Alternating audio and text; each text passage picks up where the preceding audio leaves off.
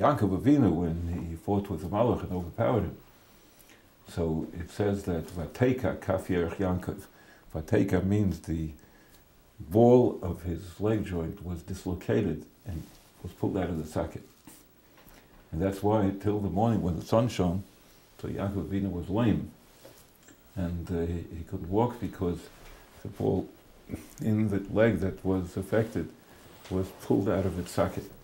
When the sun began to shine, so HaKadosh Baruch Hu sent him a cure, and the ball went right back into the joint. So how would the Rosh Yeshiva translate Gid HaNasheh into scientific lingo? Okay. Gid HaNasheh is something that we could be concerned with only in an animal and not in a bird. But the bird also has a Gid HaNasheh. The Gid HaNasheh is what in anatomy is called the sciatic nerve. The sciatic nerve starts as three separate nerves that leave the central spinal cord, and they come out through the wings of the spine, in other words, through the vertebrae and through the whole of the large sacrum, the last of the vertebrae of the spine. These three nerves join together and they become one solid nerve, and they go along the leg, and they go down till the bottom of the leg into the toes. Every one of the toes, all the way down, has a branch of the Gid HaNasheh. The Gid HaNasheh is the central nerve of the leg. It's called the sciatic nerve. It begins in the spine and it ends in the bottom of the leg, but the branches end in the bottom of the leg.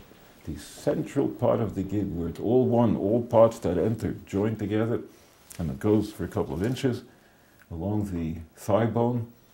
That's the part that the Torah said is osir. There's another Gid, which is called the femoral nerve, on the other side of the thigh bone, and it's more near the surface, and that's why it's called the Gid HaChitzon, because it's out near the surface. That is osir mid'Rabbanan. Okay? And we never see this in the home because we don't take the hindquarters. Okay? When you have an animal that you do take the hindquarters of, so you have to extract the Gid HaNasheh with all the fat, with all the branches of the Gid, even after it goes into the muscle. They do that in certain places in the world today. I don't know if you'll learn someday the Gemara. The Gid HaChitzon is a femoral nerve that's near the surface, but it's in the inside of the animal. The reason the Gid HaNasheh is not osir in a bird, by the way, is a very interesting reason, because the Torah says Gid HaNasheh asher al kaf hayorech, and the kaf hayorech has to have spoon-shaped organ.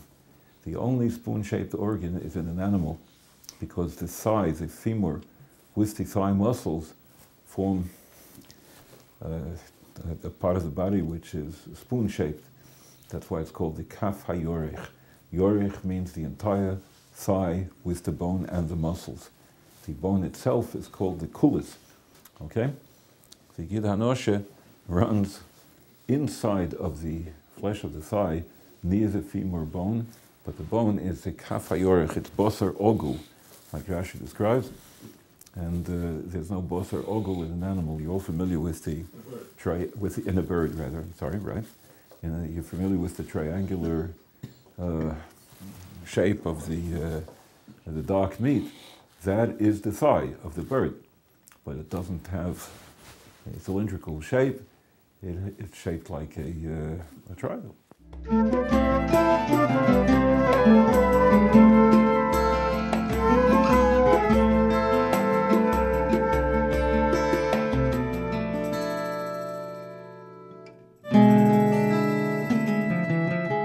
Rabbi, how would someone be able to tell if the damage happened before or after the shechita? Okay. If there's bloodiness all over the place, then you know surely that it happened before the shechita. And it could have happened on the way to the shechita as the shochet was holding the bird. So he might have been holding the entire bird too tightly, and the leg could have snapped off. It's very, very unusual though.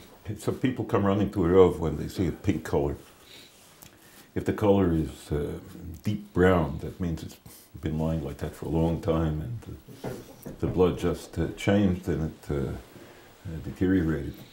shocher odom hu el shalaka, it's a black or a brown means that the blood oxidized or deteriorated. So, Rabbi, if someone sees pink blood or pinkness all around the buka da'atmo, they don't have to ask a Rav a shayla. What I suggest is that they should go to a Rav to ask a shayla, the woman who takes care of the food, and the husband should also try to get a chance to go to a Rav and get a little education by pointing to what appears to be a shayla and being shown that this is a shayla, this is not a shayla.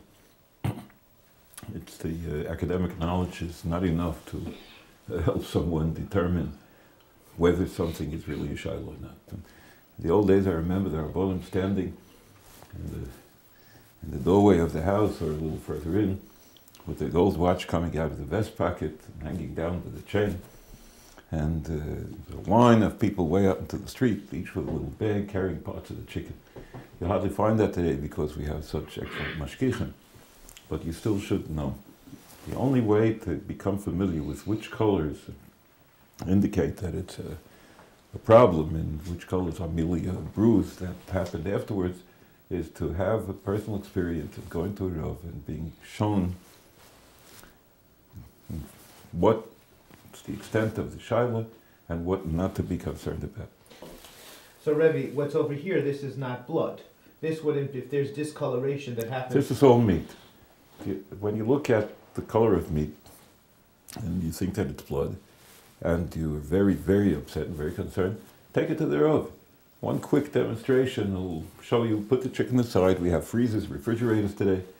You could keep them for later, and the Rav will show you which is the natural meat color, which is considered a problematic color. That's the only way to go about it. Now, our chickens that we get from the store are all eviscerated, which means that before they come to you in the kitchen, the insides were cleared out.